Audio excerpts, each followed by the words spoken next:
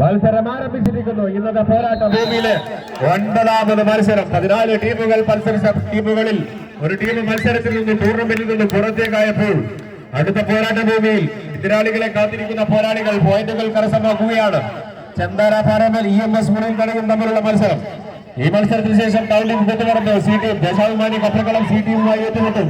പ്രിയപ്പെട്ട കായിക പ്രേമികളുടെ മുന്നിൽ കണ്ടുള്ളികളായ പോരാളികൾ വടംവലിയിലെ താപ്പാനകൾ ഇരുവശങ്ങളിലും നിലയുറപ്പിച്ചുകൊണ്ട് വിശപ്പിന്റെ വേദനകളിൽ നിന്നും നിലവിളിയുടെ കീർത്തനം പാടാൻ ഞങ്ങൾ മറന്നിരിക്കുന്നു.